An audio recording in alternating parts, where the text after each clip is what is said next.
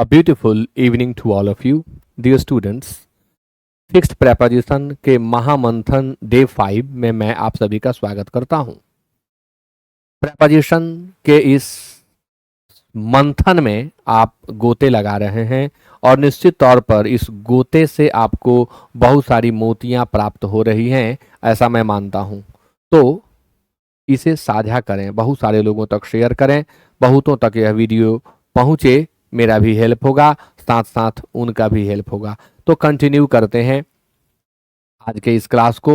Blind में क्या क्या प्रेपोजिशन यूज होता है इसे आपको जानना है। ब्लाइंड शब्द अपने आप में एडजेक्टिव है, इसका प्रयोग अंधा के अर्थ में करते हैं, लेकिन जब ब्लाइंड का प्रयोग वर्ब के रूप में होता है तब इसका अर्थ होता है अनदेखा करना, यानी देखकर नहीं देखने का बहाना कर देना। मैंने नहीं देखा, ब्लाइंड टू, अनदेखा कर देना, इग्नोर कर देना, कॉमनली हम लोग कहते हैं महटिया देना।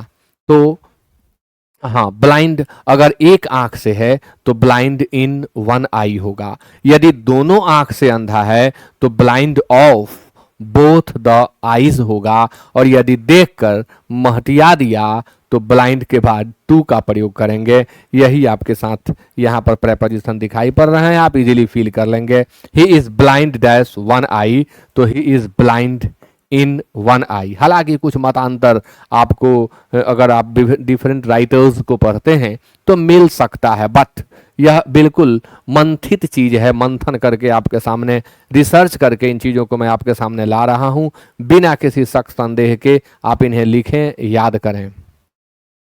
ही is blind dash both the eyes, तो he is blind of both the eyes. He always blinds dash his sons mistakes, वह हमेशा अपने बेटे की गलतियों को अनदेखा कर देता है, नजरअंदाज कर देता है। ब्लाइंड यहाँ वर्ब का काम कर रहा है। और she should not be blind dash her daughter's carelessness, वह अपने बेटी की, उसे अपने बेटी की लापरवाही को कभी अनदेखा नहीं करना चाहिए। यहाँ क्या होगा, प्रेपोजिशन आप फील करेंगे। नेक्स्ट है कॉल। कॉल के साथ अलग अलग सिचुएशंस में अलग अलग प्रेपोजिशन यूज किए जाते हैं। इस तरह के शब्द आप फ्रेजल वर्ब में भी सीखते हैं। कॉल के बाद प्रेपोजिशन नहीं लगेगा जब कॉल का अर्थ पुकारना होगा। जब कॉल का प्रयोग हम पुकारना के अर्थ में करेंगे तब यह प्रेपोजिशन नहीं लेगा। कॉल ऑन ए पर्सन का अर्थ होता है मिलना। अब आपको यहां पर ध्यान यह देना है कि जब कॉल के बाद पर्सन आएगा तब ऑन लगाएंगे। कॉल एट ए प्लेस, इसका भी अर्थ होगा मिलना, लेकिन एट तब लगाएंगे जब बाद में प्लेस की चर्चा हो, स्थान का वर्णन हो।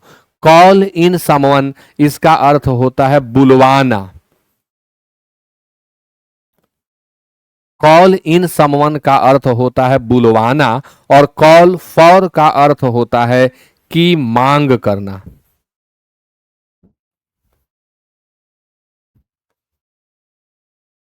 तो हिंदी अर्थ प्रेपोजिशन को डिटर्मिन करता है, इसलिए इसके हिंदी अर्थ पर आप विशेष ध्यान दें, यानी याद कर जाएं। कॉल डैश ए डॉक्टर राइट नाउ, इसी समय किसी डॉक्टर को बुलवाओ।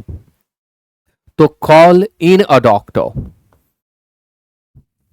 I called dash him but he did not hear, तो I called him, मैंने उसे पुकारा लेकिन वह नहीं सुना। तो यहाँ प्रेपोजिशन की जरूरत नहीं है क्योंकि यह पुकारने के अर्थ में यूज हुआ है। I called dash him dash his office, तो I called on him, मैं उससे उसके कार्यालय पर मिला। तो ऑफिस स्थान है, एट लगा दिए, हिम ह्यूमन बीइंग है, ऑन लगा दिए। कॉल डैश द स्ट्राइक, अच्छा ये इसमें तो हमने जिक्र ही नहीं किया। कॉल ऑफ वहां यूज करेंगे जहां अर्थ हो समाप्त करना। हड़ताल समाप्त कर दो तो कॉल ऑफ द स्ट्राइक। अब हड़ताल कर दो अगर आपको कहना है तब ऑफ हटा के ऑन लगा दीजिए। कॉल ऑन करना, शुरू करना, स्टार्ट कर देना। तो कॉल ऑफ के साथ साथ यहाँ ऑन भी हो सकता है। The workers are calling dash their arrears, workers अपने बकाया राशि की मांग कर रहे हैं। तो मांग करने के लिए हम कॉल के बाद फॉर का प्रयोग करते हैं। आइए आगे बढ़ें। 23 चार्ज, आरोप अर्थ होता है। चार्ज मतलब अधिभार भी होता है, जिम्मेवारी भी होता है। Charge a man with a crime, यानी किसी व्यक्ति पर कोई आरोप लगाना, यह चार्ज एक्यूज की तरह काम करता है। Charge payment to a person, यानी किसी व्यक्ति के ऊपर पेमेंट चार्ज करना। चार्ज्ड विथ समथिंग, किसी चीज से चार्ज्ड होना। And charged with a crime, यानी आप देखें चार्ज्ड 3 परिस्थितियों में विथ लेगा, एक जगह टू लेगा। The police charged him dash theft, the police charged him dash theft, यानी with.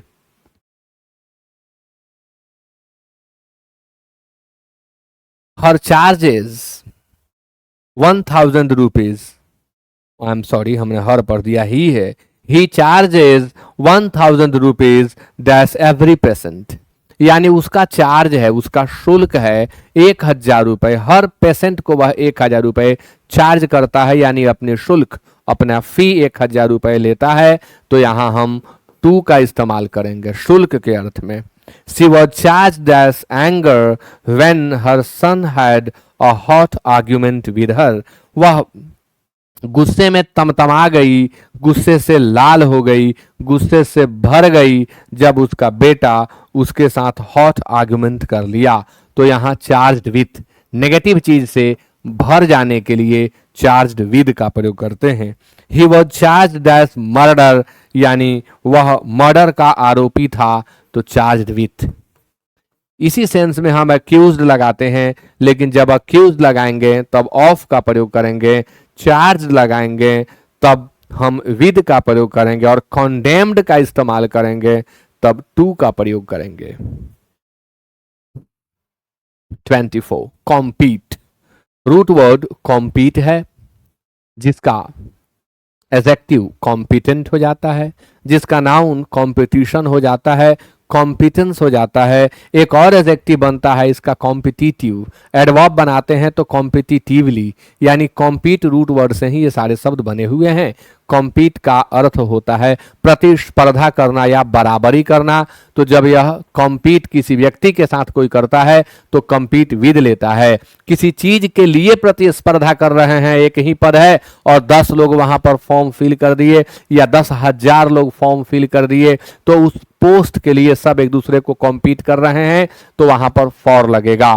Competition with a person होता है कंपटीशन फॉर समथिंग, यानी जो डिफरेंस कॉम्पीट और कॉम्पीट में है वही डिफरेंस इसके बीच में भी है। और कॉम्पिटेंट के बाद आप हमेशा फॉर लगाएं, अर्थ होता है कुशल। कॉम्पिटेंट निपुण, कुशल यानी expert, adroit, at home in, adept. तो you should compete dash the first student of your class, आपको अपने वर्ग के प्रथम विद्यार्थी की बराबरी करनी चाहिए या उससे प्रतिस्पर्धा करनी चाहिए। तो you should compete with. We are to compete dash this prize, हम लोग इस पुरस्कार के लिए प्रतिस्पर्धा करने वाले हैं। He is not in competition dash में, he is not in competition dash में, उसका मेरे साथ कोई कंपटीशन नहीं है, यानी मेरे साथ प्रतिस्पर्धा में वह कहीं नहीं है। तो he is not in competition with me. There is no neck to neck competition dash government job, no no नहीं, देखिए there is neck to neck competition dash government jobs, सरकारी नौकरियों के लिए नेक टू नेक कंपटीशन है, बहुत अधिक competition है, गला रेत कंपटीशन है। He is not competent dash this job, वह इस जॉब के लिए कुशल नहीं है, यानी योग्य नहीं है, निपुण नहीं है। तो ऐसी स्थिति में आप फॉर का इस्तेमाल करेंगे। अब लास्ट आज का कंपेयर, कंपेयर के साथ क्या इस्तेमाल करें। तो कंपेयर बहुत सारे लोगों को कंफ्यूज करता है, लेकिन आप इसे समझें, आपको दिक्कत नहीं होगी।